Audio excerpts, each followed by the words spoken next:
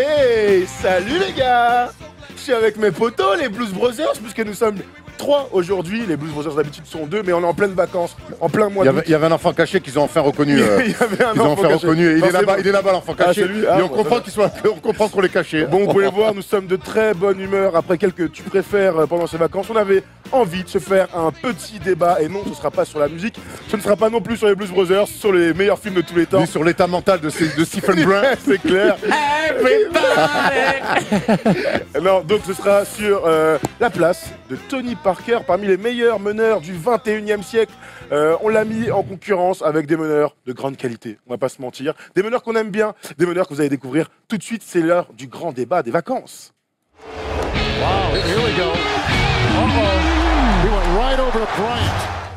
Tony Parker, après 17 saisons du côté des San Antonio Spurs, a donc décidé de changer de crèmerie et a signé au tout début de l'été aux Charlotte Hornets. Il a rejoint son frère, Nicolas Batum, parce qu'il l'a accueilli comme ça. Welcome my brothers, my brother au singulier. Blues Brothers, my Blues Brothers. Du coup, mais lui, il n'a pas le blues, il avait l'air plutôt content d'y être. Bref, c'est une autre affaire, on en a parlé dans une émission précédente, mais là, aujourd'hui, on va essayer de classer donc le meilleur de tous les Français d'un point de vue du basketball dans la hiérarchie des meilleurs meneurs. Attention, c'est compliqué. Hein. Très compliqué. Il y a des palmarès. Très subjectif aussi. Bah, je sais pas. Écoute, on essaie de faire le plus objectif possible. De toute façon, on essaie d'être objectif le plus Oui, possible. oui, Mais il y a bien toujours sûr. forcément Bien sur un sûr. joueur un peu de subjectivité. Bien sûr. Sinon, on n'est pas là. Hein. Sinon. Ça n'a aucun intérêt. Donc alors, d'abord, je vais vous proposer 2 noms. Et je pense qu'on va être d'accord pour dire qu'ils sont au-dessus. Hein. C'est dans les joueurs parmi les années 2000 jusqu'à aujourd'hui, on va dire. Donc on va éviter Magic Johnson. John Stockton aurait pu y être, parce qu'il a un peu joué en 2000. Mais bon, ce serait dommage de le comparer. Donc, 2 mecs sont évidents. D'un côté, Steve Nash. De l'autre, Jason Kidd. Je vais vous sortir les palmarès des 2 joueurs. Hein. Jason Kidd est Hall of Fame, déjà. Il est 10 fois All-Star, 5 fois meilleur passeur de la saison. Il est champion en 2011, 6 fois All-NBA, rookie de l'année en 95, co-rookie de l'année. Hein, Avec 95 avec Grant Hill. Et 9 fois All-NBA défensive. Alors, pas mal, pas mal. Et attends vite fait, le truc de Steve Nash, et après je vais vous poser 2-3 questions. Lui aussi est Hall of Fame, il est 8 fois All-Star, 5 fois lui aussi champion du titre des passeurs de l'année. 7 fois seul NBA, c'est mieux en français. Et donc 2 fois MVP, mais jamais champion. Est-ce qu'ils sont tous les 2 largement au-dessus de Tony Parker? Moi, je mets Jason Kidd au-dessus. En plus, ce qui était intéressant, c'est qu'on les a vus en finale. Alors, Tony Parker était très jeune, c'était ses toutes premières finales, mais déjà, face à un Jason Kidd installé comme l'un des meilleurs meneurs de la Ligue, il avait été plus que digne, Tony Parker. Il avait fait des super finales. Sur Steve Nash, moi, je suis prêt à clairement réouvrir le débat.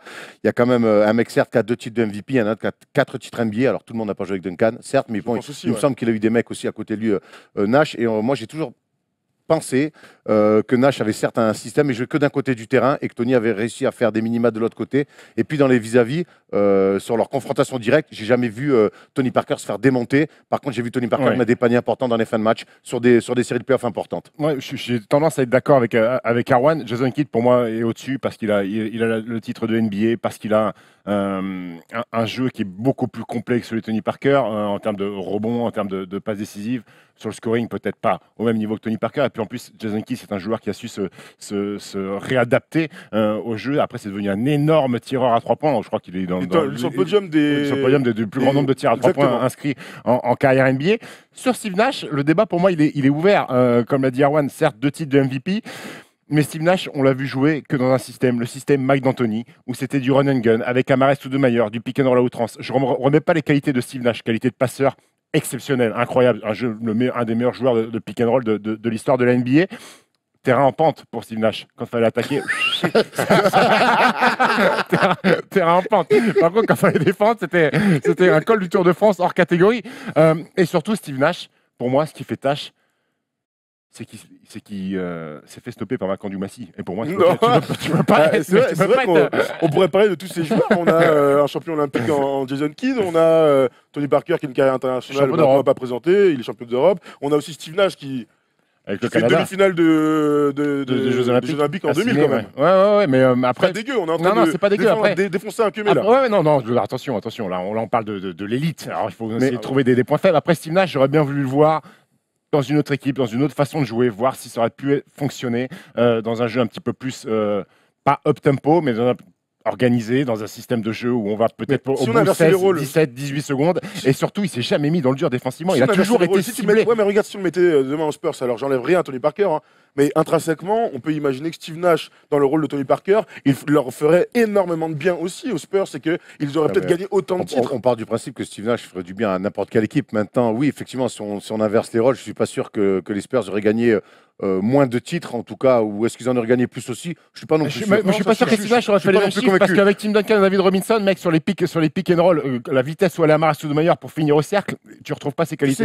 Sur la passe, le renversement à 45, Steve Nash, bon courage aussi. Pour Bruce Bowen, in the corner. In the corner. Tu sais qu'entre les deux, dans leur confrontation directe, donc Steve Nash tourne à 14,3 points par match, Tony Parker à 15,8. Alors on sait que Tony Parker est plus scoreur naturel, enfin attiré par le cercle, plus que Steve Nash, qui même s'il est beaucoup plus adroit. Et je te dis, moi... Il y a la passe, dis-le pas. Et il y a la passe, par exemple, c'est dans les confrontations directes, Steve Nash est à 8,5. Et Tony Parker est à 5,7. J'ai l'impression que Steve Nash est un peu en dessous de sa moyenne de passe, et Tipeee est presque limite au-dessus. Ouais, c'est clair, de sa moyenne. Donc, ce que je veux te dire, c'est que c'est vrai que les deux titres de MVP, les 2 saisons de Steve Nash où les MVP, ben, il marche sur l'eau, même si pour moi, et ça sera notre débat, il y en a un qui est archi validé, l'autre, j'ai un peu plus de mal avec Kobe Bryant, mais ça, c'est tout à fait personnel. Moi, j'ai en tout cas jamais vu Tipeee dans une grande galère face à Steve Nash. Il y a eu certainement des séquences. Alors, on va nous sortir si au 3e quart-temps. Bon, ok, à certes. 12 minutes 44. Par contre, moi, je me suis. Moi, j'ai vu Tipeee mettre en galère Steve Nash. Voilà, Steve Nash fait 3 finales de conf. Il y en a notamment une face aux Spurs. Et Tipeee le met dans une galère incroyable. Moi, j'ai vu Tipeee sur des matchs importants, sur des matchs clés, sur des situations clés, le mettre dans une galère, et j'ai beaucoup moins vu l'inverse. Très bien, messieurs. Et là, on est vraiment sur du bunya-bunya. On est sur du bunya-bunya. Et puis en plus, moi, je me rappelle de certaines actions. Tipeee, des fois, qui garde le ballon et il demande au gars de s'écarter pour avoir de l'espace et pour le prendre sur sa vitesse. Steve Nash, c'était déchiré l'adducteur sur le démarrage de Tipeee. Donc, il y a clairement débat sur le deuxième meilleur meneur des années 2000, 2012, 15, on va dire. Alors, première quinzaine du 21e siècle. Moi, je dirais pas deuxième, je dirais un petit peu comme Jason Kidd, il y a Chauncey Billups. Oui, mais attends, on va aller sur Chauncey Billups, ça attend tranquillement. Je crois que c'est le deuxième meilleur meneur, pardon. Bah pour l'instant, là, j'ai fait le premier, je pense que Jason Kidd est le premier, on est tous d'accord. On se posait la question du deuxième, il y a quand même un double MVP. C'est quand même fou de mettre Jason Kidd à l'unanimité, qui n'a pas de titre de MVP, qui a un titre de champion un peu sur le tard, et tu vois, alors qu'à l'unanimité. Intrinsèquement, on a tous l'impression que Jason Kidd est déjà un largement meilleur défenseur, et puis un leader charismatique. Exactement, donc si je vous pose la question, qui est le meilleur deuxième aujourd'hui, c'est Tony Parker, plus que Steve Nash, à vous entendre. Malgré les deux MVP. Moi, j'aurais tendance à mettre Tony Parker devant Steve Nash. Et sur le palmarès, pas sur le talent pur. Sur le palmarès, après, on reste dans le subjectif. Sur le palmarès, c'est Tony Parker. Et surtout, sur les face-à-face, j'ai toujours l'impression quand même que Tony arrivait plus à mettre en galère Steve Nash qu'autre chose. Très bien. Je vous propose d'autres gens. Vous nous dites dans les commentaires, comme d'habitude, si vous êtes d'accord, pas d'accord, c'est toujours super intéressant. J'ai l'impression qu'il va y avoir des commentaires sur ce. Ah bah, oui, mais c'est le but. C'est le but. Moi, un mec qui va me dire Steve Nash, je préfère Tony Parker, je vais pas lui dire t'es fou. Oui, bien sûr. Il y a plein de mentions, mais il y a surtout 2 mecs sur lesquels on va s'arrêter. Le premier, tu viens d'en parler, c'est Chauncey Billups. Alors, Chauncey Billups, c'est 5 fois All-Star. Ça fait moins que Tony Parker. On va citer son palmarès juste après. Il est champion en 2004 avec Détroit. Il est MVP des finales cette année-là. On le sait tous. Il est 2 fois All-NBA Defensive Team et 3 fois All-NBA dans les All-NBA de fin de saison. Donc, Chauncey Billups est un meilleur défenseur que Tony Parker. Oui, on est d'accord. Lui clairement. aussi, il a son titre de MVP des finales dans un gros collectif, un peu comme Tony Parker. Mais est-ce que ça fait de lui un meilleur joueur que Tony Parker? Alors, ce qu'il faut dire sur Chauncey Billups, c'est que son début de carrière est très compliqué. Il est un haut choix de draft. Hein. Ouais, haut choix de draft, mais il a du mal à s'installer. Il est drafté par les Celtics. Ouais. Après, il galère pas mal. Hein. Il est envoyé à Toronto, à Denver, à Minnesota. Et en fait, il explose. Il s'installe vraiment chez les Pistons avec le succès qu'on connaît. Mais du coup, par rapport à un Nash, par rapport à un Tony Parker, Billups a eu au moins 3, tu vois, il est drafté en 97 et en fait, il arrive à Détroit en 2002. Donc, il a 5 ans où il a du mal. Alors, il fait une saison à 14 points à Denver, mais il a du mal à s'installer parmi encore l'élite et c'est vraiment quand il arrive à Détroit qu'il va construire quelque chose d'intéressant. Donc ça, c'est à prendre en compte aussi. Maintenant, Billups, c'est beaucoup plus complet et encore une fois, Tony Parker l'a joué en finale NBA, ça a été pour moi, peut-être les finales de Tony Parker, parce que quand il est MVP des finales, il n'y a pas d'opposition. Et voilà, il n'y a pas d'opposition. Et c'est peut-être les finales les plus abouties de Tony Parker en tant qu'individuellement et collectivement aussi. Donc, mais par contre, il est clairement dominé par un Billups qui est au sommet de son art. Après, moi, ce que j'aime chez Chauncey Billups, c'est cette impression de patron sur le terrain, de gérer les moments sur les 48 minutes. À un moment donné, il sait que lui, il doit scorer, donc il prend des Mr. Big Shot, il prend des tirs importants et il sait donner le ballon, donner à manger à droite, à gauche. Il donnait le ballon à Rachid Wallace, d'arriver fixé pour que Ben Wallace, parfois, de temps en temps, arrache le cercle. Moi, je trouve qu'il est au-dessus de Tipeee dans son leadership sur le terrain, dans sa façon de communiquer avec les autres. Il est beaucoup plus vocal, j'ai l'impression. Il a plus ce rôle de patron que pouvait l'être Tipeee. Et je le trouve, alors les gens vont me sortir, oui, Tipeee, il a mis des paniers. Je le trouve beaucoup plus clutch que Tony Parker. On a plus en mémoire des tirs de Chauncey Billups Clairement. Bah oui, bien que Tipeee. Moi, je vais te dire un truc, quand j'étais petit et quand j'étais dans ma formation de basketteur, Après, il fait c'était pas lui que je kiffer. regardais en premier. C'est-à-dire que j'ai l'impression que, même avec Jason Kidd, c'est le meneur complet par excellence. Après, on parlera de Chris Paul aussi, qui parmi ses meneurs de jeu est hyper complet, mais il était d'abord robuste. Alors, c'était pas un gros dunker, machin, Non, costaud, un gaillard. très costaud, difficile à bouger, un bon dribbleur, fort sur pick and roll, fort meneur de jeu pour donner des balles à ses coéquipiers, fort sur le tir, et tu viens de le dire, dans les moments très importants. Big bullets. Putain, mon gars, ouais, file-lui la balle, à 2 mètres de la ligne à 3 points, il va te mettre les gros tirs. Quels sont Et- les pixels Quels sont triple-pixels. Et c'est vrai qu'en ça, j'ai l'impression que Chauncey Billups, malgré son début de carrière un Compliqué. peu compliqué, eh bien, il s'est imposé pendant un laps de temps, mine de rien, plutôt court, parce qu'ensuite, il va à Denver, et c'est là que Carmelo fait sa finale de Voilà, conférence. c'est là que je voulais en venir, c'est que Il partout, rend passe les autres après, plus partout forts. il passe après Détroit, il rend les gens plus forts. Donc Carmelo, tu l'as dit, il l'amène en finale de conf, ça sera la seule finale de conf de Carmelo Anthony. Il reste que 2 ans et demi là-bas. c'est pas non plus anodin. Et souviens-toi, même quand il déboule chez les Knicks, ben, alors que c'était une équipe complètement à l'arrache. Avec on a- Melo, hein, avec Melo. Et on a l'impression qu'il y a déjà qui remet un petit peu d'ordre dans la maison. Je me souviens d'un tir ultra clutch sur un match à Miami notamment. Il a, tu vois, alors avec un peu plus vieux, avec un peu plus de sagesse, mais en tout cas, même quand il arrive à New York, alors qu'il y a une ambition assez limitée, même là, il arrive quand même à remettre un peu d'ordre et à mettre des tirs importants. Et après, moi, le petit bémol de Chauncey Billups, c'est que quand je le regarde jouer, il m'a pas excité. Peu d'émotion, quelque part. Pas d'émotion, pas d'action, tu vois, éclat que Tipeee était capable de faire avec ses spin moves, machin. Pas d'excitation, pas de méga highlight de Chauncey Billups. Donc je trouve que j'ai un peu moins d'excitation, moi, à avoir vu jouer Chauncey Billups que Tony Parker. Alors du coup, je vous pose la question. On prend tout en compte, le niveau du joueur intrinsèque, sa carrière, son palmarès. Est-ce qu'on met Tony Parker au-dessus de Chauncey Billups? On rappelle, hein, Tony Parker, c'est 4 fois champion, 6 fois All-Star, une fois MVP des finales. Alors, ce qui est cool, Top c'est 5 du MVP. Ce qui est cool, c'est que les deux, et moi j'aime bien les confrontations directes, comme je disais tout à l'heure, Tipeee Nash. Là, les deux sont joués en finale, Oui. 2 fois. Ouais. Donc, avantage. Non, pas 2 fois, une fois. Une fois. Ouais, bah oui, 2005, Une fois 2005. Et honnêtement, moi je dis avantage Billups parce que je pense c'est un meneur plus complet et cette espèce de leadership par les gestes, par la voix. Tony, il était un leader de manière différente et surtout chez les Spurs, il y avait quand même Duncan et Robinson. Mais moi, je mets Billups quand même devant. T'es d'accord avec ça? Eh oui, Là, ça fait mal un peu, mais ça fait mal parce qu'en plus, ce sont des garçons qui ont, au niveau du palmarès, qui ont des choses similaires, des choses en commun. Après, quand il se joue, il y a 6 ans d'écart entre les deux. Hein. Oui. ouais, oui, c'est ça. Il est bien plus avancé dans sa carrière, dans son âge. Après, Chauncey Billups. si j'ai envie Parker d'avoir, encore si j'ai envie jeune, d'avoir une vision Les globale, Parker jouent encore, quoi. si j'ai envie d'avoir une vision globale, je mettrais Tipeee devant Chauncey Billups parce que le nombre de titres NBA. Après, les gens vont me dire oui, mais là, je voyais Duncan. On se focalise sur la carrière de Tipeee. Je vais mettre Tipeee un chouïa devant Le Chauncey titre, Billups le pour titre les- de pour les quatre 2004, titres. le titre de 2004 des Pistons, il est magnifique. Oui, Ah, mais il est il y en a qu'un magnifique. Il est magnifique, mais c'est le seul. Il y en a qu'un seul, oui, mais alors c'est des débats Bien sûr, interminables. bien sûr, Les bien deux sûr. titres de Durant, qu'est-ce qu'il valent? Le mec, il est 2 fois Bien MVP, il marche sûr. sur tout le monde. Le titre de Dirk, Nowitzki, le titre de Dirk, qu'est-ce qu'il vaut? Il est magnifique. il est Ouais, mais bon, au bout exceptionnel. d'un moment, 2, c'est mieux que 1. Le titre de LeBron avec bien sûr, Cleveland, mais il bon. vaut 1000 fois mieux les deux titres de. Ouais, mais sinon, dans ce cas-là, on s'en sort jamais. Hein, Voilà. tu vois, Jamais, genre, donc, vaut mieux dire que pour un truc hyper rationnel, Ouais, mais Billups- 2 titres, c'est mieux qu'un Billups, seul. il est champion NBA, il est MVP des finales Bien dans sûr, une on va finale, jamais dans le une lever. finale face à une armée des Lakers avec certes les problèmes qu'ils avaient à Après, si l'époque. on s'arrête joueur même, basket que sur le terrain, Chauncey Billups c'est un petit peu devant Tipeee. Si on prend la carrière globale, je mettrais Tipeee devant. C'est pas mal, Chauncey très bien. Ça va Billups. être compliqué Ça notre se affaire. Donc on va sur le. On n'est pas là l'autre pour avec- faire simple. hein. Non, c'est clair. On va sur le dernier qui nous intéressait vraiment. Je citerai quelques mentions ensuite, mais bon, Chris Paul. Les gars, Chris Paul, Tony Parker, c'était au début de sa carrière son idole, et on les a souvent vus dans les petits reportages de la NBA où Chris Paul parlait du teardrop de Tony Parker, ils se ressemblaient un peu dans le physique, ils sont pas très grands, plutôt rapides, bon dribbleur et aimant scorer, même si Chris Paul est un joueur plus complet, en tout cas à la passe. Son petit palmarès à Chris Paul, hein, parce que lui aussi, hein, l'espace à part aux chiens, les amis. 9 fois All-Star, 4 fois meilleur passeur de l'année, 6 fois meilleur intercepteur de l'année, 8 fois All-NBA, 9 All-NBA Defensive, ça c'est ouf. Ça, c'est le chiffre Ça, qui c'est est ouf. hein. 9 fois. 2006, il est rookie de l'année aussi, et il est aussi MVP du All-Star Game en 2013. Et ça, c'est le genre de truc qui compte pas des masses, mais c'est rare de pas avoir une superstar non MVP du All-Star Game. Certes, mais là, on vient de citer, ça fait le 4e joueur qu'on cite, et c'est le premier qui n'est pas champion NBA. Et je vais même te dire Steve qu'il Nash.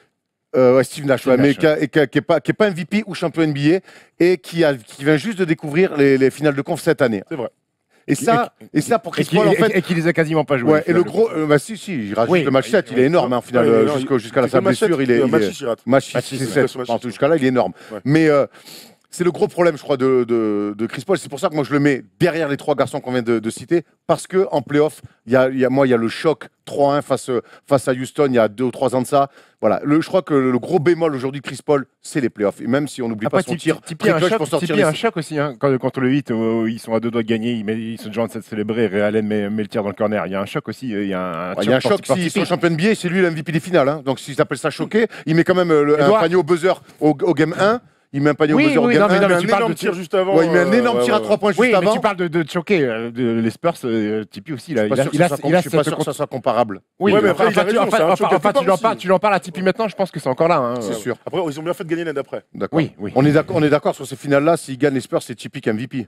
Oui, ça se tient. Oui, ça se tient. Et du coup, par rapport à Chris Paul, alors, parce que Chris Paul est un joueur extraordinaire. Chris Paul, pour moi, des 3 joueurs qu'on a déjà cités, plus Chris Paul, sur le basket pur, je crois que Chris Paul est le meilleur joueur sur le terrain des deux côtés, défense. Alors qu'est-ce qui lui manque par rapport aux autres pour Palmarès. Alors peut-être pas les bonnes équipes. Les bonnes équipes, il en a eu. Aux Clippers, il y avait quand même Blake Griffin et Jordan, il n'a jamais réussi. Cette année, il est à Houston, même si l'ère est devenue compliquée pour devenir champion NBA avec la super team des Warriors. Pour moi, la seule différence qu'il y a avec les 3 autres, c'est le palmarès et pas de titre NBA, comme tu l'as dit, Erwan, et pas de titre de MVP non plus. Pour moi, c'est le meilleur joueur, globalement, le meilleur joueur de basket des deux côtés. Le ball handling, je crois qu'il est supérieur à Steve Nash, supérieur à Tipeee et supérieur à Jason Kidd. Défensivement, le chiffre 9 fois All-NBA Defensive Team, ça classe un homme. On l'a vu en playoff cette année. Au niveau des interceptions aussi. Avec Jason Kidd à la rigueur, défensivement. Oui. Sur la globalité du jeu, capable de mettre des tirs dans le petit périmètre. Son point faible, je l'ai rarement vu finir moins que Tipeee sur les grands. Ça peut lui arriver, tu te souviens du tir quand il est blessé contre les Spurs, là. Mais beaucoup moins que Tipeee qui va beaucoup finir. C'est la force numéro 1 en même temps à Tipeee. Et après sur le tir à 3 points, sur l'adresse à 3 points, je trouve qu'il augmente plus vieilli un petit peu. Il est très adroit. mieux que quiconque ce que c'est. Je mets plus dedans, moi. Menteur. Moi, je mets encore dedans. Je fais plus que ça. Au basket, bien sûr, parce que là, c'est beaucoup plus compliqué. Et comment on explique alors que ce mec-là, finalement, soit peut-être le basketteur le plus complet et que ce soit celui qui a eu le plus de mal à être un leader, à amener son équipe très haut? Right place at the right moment. Non, mais ton mec, il a eu quand même Doc Rivers au coaching, il a eu des Blake Griffin, des DeAndre Jordan, il a eu des équipes. Ouais, attends, t'as raison en soi, mais est-ce qu'on va comparer vraiment les Pistons à ces Clippers? On va comparer les Spurs à ces Clippers? Alors les Spurs, je pense que c'est au-dessus, mais est-ce que par rapport aux Pistons, il y avait vraiment moins de talent chez les Clippers? Ah oui, mais il y avait ça. Il y avait qu'il n'y a jamais eu aux Clippers. Pourquoi il n'y avait pas ça aux Clippers? C'est pas c'était lui le leader. Sans faire offense à Doc Rivers, j'ai l'impression que Larry Brown est un meilleur coach aussi. Ouais, mais ça pareil, ça serait un bon truc. Larry Brown qui a 78 ans et qui va coacher le Fiat Turin l'année prochaine en Europe. Ils ont signé Macadou des Warriors. En plein délire. Aujourd'hui, ce qui manque à Chris Paul, c'est que ce qui est bizarre avec Chris Paul, c'est que c'est un leader. On le voit parler, on l'a vu encore avec Houston cette année. Unanime en plus, même et pourtant, il n'a jamais réussi à sublimer son équipe pour faire un exploit en playoff. Et au contraire, même au pire, non seulement il ne fait pas d'exploit, et puis il y a eu des chocs incroyables. Il fait des dingueries. OKC, Houston, c'est quand même des dingueries. Est-ce que son plus grand exploit, c'est pas cette saison d'avoir mis 40 on va lui souhaiter d'avoir un autre grand espoir. Aujourd'hui, au bout d'un moment, joue une finale NBA, soulève des trophées, c'est là que ça se passe. Mais j'ai l'impression qu'il a moins en moins de chance, plus le temps avance, plus avec cette équipe. Là, il vient de signer un contrat énorine avec Houston, donc ça sera avec Houston ou avec personne. C'est clairement le plus riche de tous les mecs qu'on vient de citer. C'est le plus riche, mais sauf qu'il a déséquilibré la saison des trades des Rockets, parce que la négociation avec Capella, maintenant, il y a 40 millions d'écart entre ce que Capella veut et l'offre des Rockets. T'es mignon, vous avez bien compris grâce à cette phrase que nous ne sommes pas en direct. Merci. Parce qu'aujourd'hui, j'imagine que Capella aujourd'hui a signé, vu que nous sommes le 15 août ou je sais pas combien en août. C'est retour vers le futur ici. Bon, les gars, on a discuté un peu de tout ça. Je vais essayer de vous faire un classement et puis vous allez me dire ce que vous en pensez. Et dans les commentaires aussi, on peut en discuter. Faites votre classement dans les commentaires. Ouais, exactement. On va faire une espèce de top 5. Je regarde, il y a des mecs qu'on n'a pas cités. Rajon Rondo, Russell Westbrook. Des mecs comme ça. C'est pas la même génération. Alors, précisons bien qu'on parle de 2000 à 2010, 2010. Rajon Rondo, on peut le mettre dedans. Hein. Attends, Rajon Rondo, ils ont quand même joué les uns contre les autres, pas mal. Moi, j'ai jamais joué contre les autres. Moi, je le mets au-dessus de Rondo. Moi, je le mets au-dessus de Rondo, Tipeee. D'accord. Westbrook est clairement dans sa carrière, mais lui est MVP. Après, oui, mais Il a puis bon, fait le puis on est là, pour moi, on est dans une autre génération. Ouais, c'est un C'est peu vrai. plus tard. hein, Mais il y a c'est des mecs le comme ça, tu vois, en fait, c'est sur 2000-2015, j'essaie de regarder. Il y a du Derrick Rose, il y a du Après, Baron Davis, il y a du Marbury. Après, il y a un mec, qu'on n'a pas cité parce qu'il a eu une carrière Putain, t'es tronquée, chiant, je l'avais. tronquée par les blessures. T'es un Et c'est bâtard. toujours Vas-y, cette petite anecdote que j'aime bien parce que Vas-y, ça régale. quand j'avais été chez Tipeee pour T'es un les finales bâtard, NBA, t'avais l'anecdote. on parlait des meneurs et tout ça, et Tipeee m'a toujours dit, il m'a dit, Steph, Deron Williams. le meilleur meneur, Ah oui. c'est Deron Williams, gros. Il a tout, il est costaud, il jump. Deron Williams, il mettait des tomards de ouf sur les Bien grands. sûr. Il tire à 3 points. Le ball handling, c'est du même level de Chris Paul. Et à l'époque, quand il était à son prime du côté de Utah, Tipeee me dit, Steph, ce meneur-là, gros, il est exceptionnel. Et Genre, il t'appelle Steph, quoi. Ouais, Stevie Brown. Et j'ai revu une photo il y a pas longtemps dans une voiturette de golf, Chris Paul et Deron Williams. Il y en a un qui vient de signer 140 machin et l'autre, je sais pas ce qu'il fait. Alors qu'ils sont de la même draft Ouais. ou un an près. hein. L'autre, ça s'est murmuré. Alors, ça a arrêté très vite, mais un retour au jazz, pourquoi pas. C'est vrai. Ouais, il y a quelques mois de ça. Bref, Deron Williams, moi, je voulais le citer parce que c'est quand même un énorme C'est gâchis. vrai, C'est vrai que Tipeee galérait dessus, il te l'a confié, et Tipeee galérait aussi énormément Stephen Marbury. sur Stephen Marbury. Au tout début de sa carrière, Ouais, ouais. quand Marbury Le au top, souci- quand il a le- Phoenix, Mais en il est tout cas, c'est incroyable. vrai que c'est un match-up sur lequel il a souvent souffert. Tu vois, on parlait tout à C'est l'heure. deux joueurs très rapides. Non, mais tu vois, Et surtout Marbury, tu sais qu'il va shooter tous les ballons, gros. Ouais, Donc c'est- il n'y non, a mais- pas une défense, tu peux Ouais, dire. ouais. On parlait des confrontations directes entre Nash et Parker. Moi, je te dis que j'ai vu Marbury mettre bien plus en grande difficulté notre ami Parker que Nash. Ça peut arriver. En tout cas, voici le petit classement qu'on a essayé de faire. hein. C'est vraiment comme ça. Jason Kidd en 1, donc 2000-2015 à peu près. hein. Jason Kidd en 1. Le numéro 2, donc il y a un doute entre Steve Nash et Tony Parker, si je vous écoute. C'est vrai. Il y a un doute. Numéro 2, Tony Parker. On est chauvin. Vas-y, Tony Parker, m'en bat les couilles. Steve Nash en 3. Et ensuite, on va mettre Chris Paul devant Chauncey Billups. Plutôt Chris Paul en 4. Moi, je mets Billups Billups devant en Chris 5. Je mets Billups devant Chris Paul pour l'instant. Moi, je mets surtout Billups devant Parker. Ah, Ce que j'ai dit tout à l'heure. donc dans ta tête, ah bah donc Steve Nash, il est où alors? Parce que là, Bah, tu mets en 4 Kidd, Billups, Parker, Steve Nash. Tu mets donc les titres de champion bien avant mets que tout, deux j'ai titres entendu. MVP. hein. Par Je mets contre, tout. sur ton classement, j'ai entendu Polo en régie faire. Il va trop loin. mais moi, Steve Nash, il prend 2 MVP, donc il y en a un dont on peut clairement parler. Il y a des Ouais, mecs bah bon, qui il les prend au bout d'un moment. il y a des mecs qui prennent des titres, il y a des mecs qui jouent des finales NBA et qui assurent en finale NBA. Tony Parker a été MVP des finales, bravo pour la photo derrière Polo. Chauncey Billups il est MVP des finales aussi. Je suis désolé, j'ai envie. Moi, demain, tu me demandes de choisir, et c'est ce que d'ailleurs aujourd'hui, et je le fais. C'est tout. Moi, Steve Nash, il est 4e, il n'est pas 8e. Ouais, mais double MVP. C'est le seul. Mais il De en la fait. liste. Alors, ok, il en fait C'est quoi le seul MVP de la liste. Il en fait Ouais, quoi bah, de ces titres de MVP, Nash? En fait, Bah, il est mis qui, où dans son garage. Sur la c'est ce que je te cheminée. dis. Bah oui. Bah, Et les titres de champion, il en fait quoi? Ça aide pas à manger. Hein. C'est genre. Bah, qu'est-ce que tu si, racontes un petit peu quand même. La bagousse, tu la rends Donc, sur tu le mets bon- quoi sur le bon coin, ça Tu dis quoi, part toi bien. Donc toi, tu mets quoi Billups derrière Moi, Nash. je mets Jason Kidd en 1. Je mets Tipeee en 2. Chauncey Billups en 3 et Steve Nash en 4. Bon, d'accord, Ah, ok, pareil, donc je me fais insulter, mais on est un peu. Ah, moi, je t'ai pas insulté, gros. C'est exactement la même chose, non? Ouais. Non, moi, Non, lui, il met Billups en 2. Lui. je mets Billups en 2. Ok. Et toi? Moi, Chris je mets, Paul en 5, moi, je mets. je mets Jason Kidd en 1. Je mets Tipeee en 2 pour sa carrière, pour tout ce qui s'est passé. Et avec le recul, je suis persuadé que quel que soit l'endroit où il aurait été, ouais, Atterri. il aurait atterri, il aurait taffé énormément. Alors peut-être qu'il a profité du système Spurs, mais s'il avait été au Knicks, ça aurait été un mec à pourquoi pas 25 points par match, vu ce qu'il était capable de faire par moment. Je le mets en 2, et ensuite je mets quand même Steve Nash. Moi, les deux titres de MVP, c'est le titre le plus difficile à aller chercher. Il en a en NBA, volé plus un- difficile Il en a que volé un Kobe, MVP des finales. oublie pas, gros. Ouais, mais il est là. Mec, moi je veux bien, mais Iguodala, jamais de la vie de ça. Oh. Eh, Tony Parker, Iguodala, je sais pas, moi je peux t'en citer les MVP des finales, même Joe Dumars. Tu vois, les mecs comme ça. Calme-toi sur Joe Dumars quand même. Mais non, mais je laisse-moi finir la phrase. Ces mecs-là Tu vas me n'auraient sortir jamais pu être MVP de la Tu vas saison. me sortir James Worthy après, ça va être compliqué. Moi, je te dis que c'est plus difficile, le plus haut titre individuel Enfin, possible, c'est MVP de la saison. Enfin, je suis désolé. Tipeee, il est quand même beaucoup plus proche d'avoir été MVP de la saison que André Iguodala. Bah, il a été 4e. Il a été 4e, il n'a pas été énorme. 2e. Ouais, mais c'est incroyable, hein. 4e. Mais tous, là, ils ont été top 5 au moins une fois dans leur vie. Je dis juste qu'il l'a soulevé 2 fois Ouais, de mais- suite le plus Mais haut tu sais, titre individuel moi je suis possible. assez Voilà, d'accord. donc, Mais évidemment, moi je suis assez d'accord sur le titre de MVP, mais en même temps, les Ricains sont les premiers à dire il y a la saison régulière et il y a les playoffs. Ah, Oui. complètement. Et il y a les playoffs. Bien Et sûr. moi, je te dis, certes, je reviens sur Steve Nash. Steve Nash, certes, joueur exceptionnel, 2 titres de MVP. On peut discuter du 10e si vous voulez. On sera d'accord, pas d'accord, peu importe. Mais après, il y a les playoffs. Ouais, très Et moi, bien, en très bien. playoff, je l'ai jamais senti, je l'ai jamais réussi à se sublimer, notamment, comme il dit Steph, le terrain pente, mettre une séquence défensive et surtout stopper Tipeee qui lui a mis des gros paniers sur la gueule.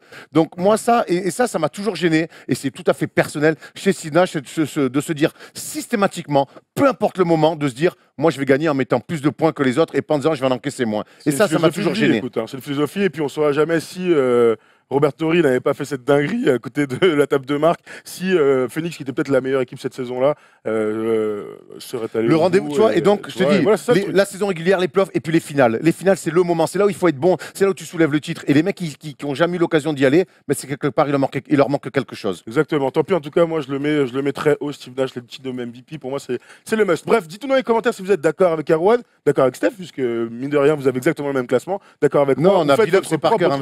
Vous inversez un mec, bon, bah, c'est presque pareil. Bref, merci les amis, on se retrouve pour d'autres vidéos pendant tout l'été, parce qu'on pouvait pas vous laisser comme ça. Je vous rappelle qu'il y a ce super petit magazine Rivers, hein. En plus on est dedans. Steph, j'ai adoré ta petite citation là, sur Tipeee, hein. Incroyable. Est-ce qu'il va partir? Bah oui, il est parti. Ça fait 6 mois qu'on l'a dit. C'est vrai, ça fait 6 mois qu'on en a parlé, puisqu'on avait des infos, mais bon.